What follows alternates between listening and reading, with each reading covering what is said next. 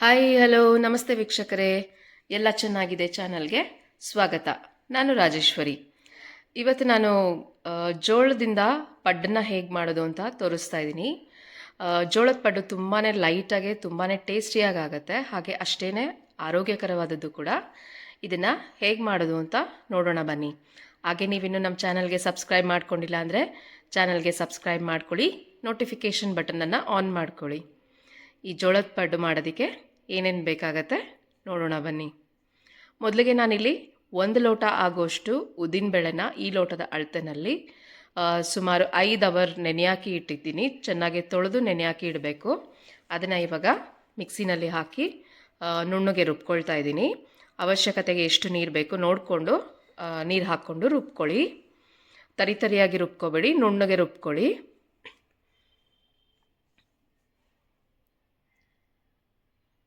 ನೋಡಿ, ಇದನ್ನು ನುಣ್ಣಗೆ ರುಬ್ಕೊಳ್ಳೋಣ. ಈ ರೀತಿ ನುಣ್ಣಗೆ ರುಬ್ಕೊಂಡಾಗಿದೆ ನೋಡಿ. ಈ ರೀತಿ ಫೈನ್ ಪೇಸ್ಟಾಗಿ ರುಬ್ಕೊಂಡ್ರೆ ಸಾಕಾಗತ್ತೆ. ಜೋಳದ ಪಡ್ಡು ತುಂಬಾ ಟೇಸ್ಟಿಯಾಗತ್ತೆ, ತುಂಬಾ ರುಚಿಯಾಗತ್ತೆ. ಜೋಳದ ರೊಟ್ಟಿ ಎಲ್ಲ ಮಾಡೋದಕ್ಕೆ ಕಷ್ಟ ಅಂತ ಅನ್ನೋರು ಈ ರೀತಿ ಜೋಳದ ಪಡ್ಡನ್ನ ಮಾಡ್ಕೋಬೋದು, ತುಂಬಾ ಸುಲಭವಾಗಿ ಮಾಡ್ಕೋಬೋದು. ಈಗ ನಾನು ಇದಕ್ಕೆ 2 ಲೋಟ ಆಗೋಷ್ಟು 2.5 ಲೋಟ ಆಗೋಷ್ಟು ಜೋಳದ ಹಿಟ್ಟನ್ನು ಹಾಕ್ಕೊಳ್ತಾ ಇದ್ದೀನಿ. ಇದು ರೆಗ್ಯುಲರ್ ಜೋಳದ ಹಿಟ್ಟು. ಜೋಳನ ತೊಗೊಂಡು ಬಂದು ಮಿಷನ್ಗೆ ಹಾಕ್ಸ್ಕೊಂಡು ಇಟ್ಕೊಂಡಿರೋ ಅಂಥದ್ದು. 2.5 ಕಪ್ಪಷ್ಟು ಜೋಳದ ಹಿಟ್ಟನ್ನು ಹಾಕ್ಕೊಂಡಿದ್ದೀನಿ ಉದ್ದಿನಬೇಳೆ ಹಿಟ್ಟು ರುಬ್ಬಿರೋದಕ್ಕೆ. ಅದನ್ನು ಇವಾಗ ಚೆನ್ನಾಗಿ ಮಿಕ್ಸ್ ಮಾಡ್ತಾಯಿದ್ದೀನಿ. ನಾನಿದು ಸಂಜೆ ಸುಮಾರು 6 ಗಂಟೆ ಸಮಯದಲ್ಲಿ ರೆಡಿ ಮಾಡಿ ಇಡ್ತಾಯಿದ್ದೀನಿ. ಚಳಿಗಾಲದಲ್ಲಾದರೆ 5-6 ಗಂಟೆಗೆ ಮಾಡಿಡಿ. ಬೇಸಿಗೆಗಾಲದಲ್ಲಾದರೆ 7:30 ಟೈಮಲ್ಲಿ ಕಲಸಿಟ್ರೆ ಸಾಕಾಗುತ್ತೆ. ಈಗ ಅವಶ್ಯಕತೆ ಇರೋಷ್ಟು ನೀರನ್ನು ಸೇರಿಸಿ ಹಿಟ್ಟನ್ನು ಕಲಸಿ ನೋಡಿ, ಈ ರೀತಿ ಚೆನ್ನಾಗೆ ದೋಸೆ ಹಿಟ್ಟಿನ ಅದಕ್ಕೆ ಕಲಸಿ ಇಟ್ಟಿದ್ದೀನಿ. ಇದನ್ನು ಇವಾಗ ರಾತ್ರಿ ಇಡೀ ಉಬ್ಬೋದಕ್ಕೆ ಬಿಟ್ಬಿಡೋಣ.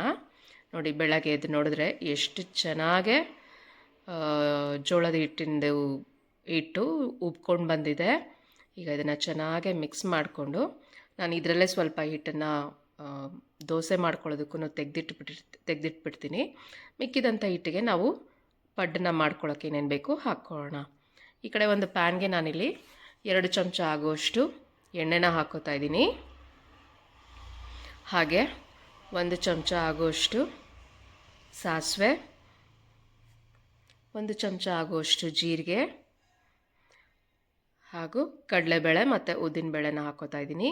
ಈ ರೀತಿ ಒಗ್ಗರಣೆ ಮಾಡಿ ಅದನ್ನು ಜೋಳದ ಪಡ್ಡು ಹಿಟ್ಟಿಗೆ ಹಾಕ್ಕೊಂಡು ಪಡ್ಡನ್ನು ಮಾಡಿಕೊಂಡ್ರೆ ತುಂಬ ರುಚಿಯಾಗತ್ತೆ. ಜೋಳದ ಹಿಟ್ಟಿಂದು ಆ ಬ್ಲ್ಯಾಂಡ್ನೆಸ್ ಫೀಲ್ ಏನು ಇರೋದಿಲ್ಲ, ತುಂಬಾ ರುಚಿಯಾಗತ್ತೆ.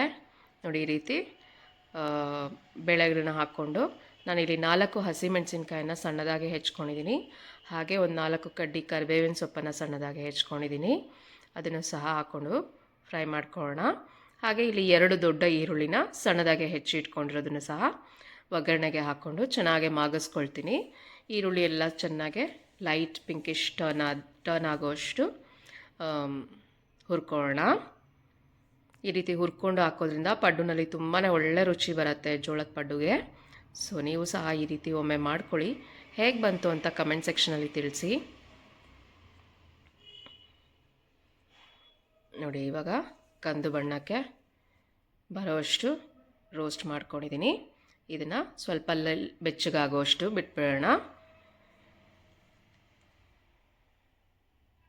ಈಗ ಪಡ್ಡು ಹಿಟ್ಟಿಗೆ ಸುಮಾರು ಒಂದು 1/4 ಕಪ್ ಆಗುವಷ್ಟು ಅಕ್ಕಿ ಹಿಟ್ಟನ್ನು ಸೇರಿಸ್ತಾ ಇದ್ದೀನಿ. ಹಾಗೆ 1/4 ಕಪ್ ಆಗುವಷ್ಟು ಕಡಲೆ ಹಿಟ್ಟನ್ನು ಸೇರಿಸ್ತಾ ಇದ್ದೀನಿ. ಅಕ್ಕಿ ಹಿಟ್ಟು ಹಾಕೋದ್ರಿಂದ ಒಳ್ಳೆ ಕ್ರಿಸ್ಪಿನೆಸ್ ಬರುತ್ತೆ. ಕಡಲೆ ಹಿಟ್ಟು ಹಾಕೋದ್ರಿಂದ ರುಚಿ ತುಂಬ ಚೆನ್ನಾಗಾಗತ್ತೆ. ಹಾಗೆ ಇಲ್ಲಿ ಒಂದು ದೊಡ್ಡ ಕ್ಯಾರೆಟನ್ನು ತುರ್ಕೊಂಡಿದ್ದೀನಿ. ಸಣ್ಣದಾಗಿ ಹೆಚ್ಚಿರೋ ಕೊತ್ತಂಬರಿ ಸೊಪ್ಪನ್ನು ಹಾಕ್ಕೊಳ್ತಾ ಇದ್ದೀನಿ. ಈಗ ಈರುಳ್ಳಿನ ಒಗ್ಗರಣೆನಲ್ಲಿ ಮಾಗಿಸ್ಕೊಂಡಿರೋದನ್ನು ಹಾಕ್ಕೊಳ್ಳೋಣ. ಇದಕ್ಕೆ ನೀವು ಯಾವುದೇ ರೀತಿ ತರಕಾರಿನ ಹಾಕ್ಕೊಳ್ಬೋದು. ಸೋರೆಕಾಯಿನ ತುರಿದು ಹಾಕ್ಕೊಳ್ಬೋದು, ಸೊಪ್ಪುಗಳನ್ನ ಯಾವುದನ್ನಾದರೂ ಬೇಕಾದರೂ ಹಾಕ್ಕೊಳ್ಬೋದು. ಸಬ್ಬಕ್ಕಿ ಸೊಪ್ಪು, ಮೆಂತ್ಯ ಸೊಪ್ಪು ಎಲ್ಲದನ್ನು ಸಣ್ಣದಾಗಿ ಕಟ್ ಮಾಡಿ ಹಾಕ್ಕೊಳ್ಬೋದು. ಈಗ ರುಚಿಗೆ ತಕ್ಕಷ್ಟು ಉಪ್ಪನ್ನು ಸೇರಿಸ್ತಾ ಇದ್ದೀನಿ. ಈಗ ಇದಿಷ್ಟನ್ನು ಚೆನ್ನಾಗಿ ಮಿಕ್ಸ್ ಮಾಡ್ಕೊಳ್ಳೋಣ. ಅವಶ್ಯಕತೆಗೆ ಎಷ್ಟು ನೀರು ಬೇಕು ನೋಡ್ಕೊಂಡು ಹಾಕ್ಕೊಳ್ಳೋಣ. ನಾನಿಲ್ಲಿ 1/4 ಚಮಚ ಆಗೋಷ್ಟು ಸಕ್ಕರೆನ ಸಹ ಹಾಕ್ಕೊಳ್ತಾ ಇದ್ದೀನಿ. ಸಕ್ಕರೆ ಹಾಕೋದ್ರಿಂದ ಬಣ್ಣ ತುಂಬ ಚೆನ್ನಾಗೇ ಬರುತ್ತೆ ಅಂತ ಹೇಳ್ಬಿಟ್ಟು ಬೇಡ ಅಂದರೆ ಸ್ಕಿಪ್ ಮಾಡ್ಕೊಳ್ಬೋದು. ಈಗ ಅವಶ್ಯಕತೆ ಇರೋಷ್ಟು ನೀರು ನಾನಿಲ್ಲಿ ಸುಮಾರು ಒಂದು ಅರ್ಧ ಲೋಟದಷ್ಟು ನೀರನ್ನು ಸೇರಿಸಿ ಮಿಕ್ಸ್ ಮಾಡ್ಕೊತಾ ಇದ್ದೀನಿ. ತುಂಬ ತೆಳುಗೆ ತುಂಬ ಗಟ್ಟಿಗೆ ಮಾಡ್ಕೋಬೇಡಿ. ನೀವು ದೋಸೆ ಹಿಟ್ಟು ಅದಕ್ಕೆ ಮಾಡಿಕೊಂಡ್ರೆ ಸಾಕಾಗುತ್ತೆ.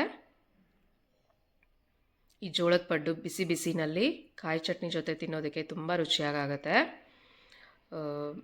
ಜೋಳನ ಸುಲಭವಾಗಿ ಬಳಸೋ ರೀತಿಯಲ್ಲಿ ಇದು ಒಂದು ರೀತಿ. ನೋಡಿ, ಈ ರೀತಿ ಚೆನ್ನಾಗಿ ಮಿಕ್ಸ್ ಮಾಡ್ಕೊಂಡಿದ್ದೀನಿ. ಇಷ್ಟು ನೀರು ಸಾಕಾಗತ್ತೆ. ನೋಡಿ, ಈ ಕನ್ಸಿಸ್ಟೆನ್ಸಿನಲ್ಲಿ ಸುಲಭವಾಗಿ ಸೌಟಿಂದ ಬೀಳ್ತಾ ಇದೆ ಅಂತಂದರೆ ಅಷ್ಟು ಸಾಕಾಗತ್ತೆ. ಈ ಕಡೆ ಒಂದು ಹಂಚನ್ನ ಚೆನ್ನಾಗಿ ಬಿಸಿಗಿಟ್ಕೊಂಡು ಬಿಡೋಣ.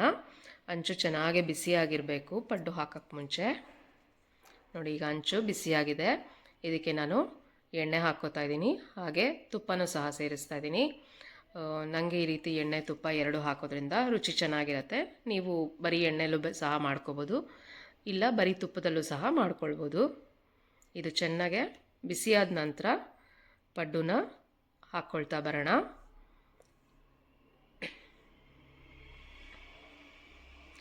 ನಿಮಗೆ ಈ ವಿಡಿಯೋ ಇಷ್ಟ ಆದಲ್ಲಿ ಲೈಕ್ ಮಾಡಿ, ಶೇರ್ ಮಾಡಿ, ಹಾಗೆ ಚಾನಲ್ನ ಫಾಲೋ ಮಾಡಿ, ಚಾನಲ್ಗೆ ಸಬ್ಸ್ಕ್ರೈಬ್ ಮಾಡೋದನ್ನು ಮರಿಬೇಡಿ.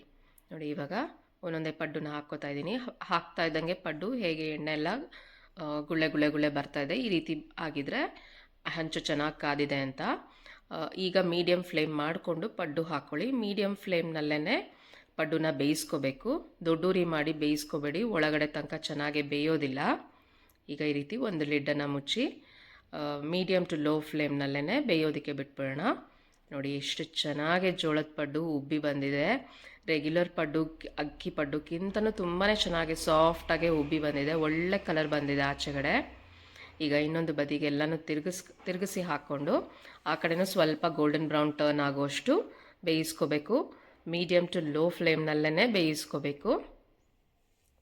ಅರ್ಜೆಂಟಲ್ಲಿ ಪಡ್ಡು ಮಾಡ್ಕೋಬೇಡಿ, ಒಳಗಡೆ ಚೆನ್ನಾಗಿ ಬೆಂದಿರೋದಿಲ್ಲ.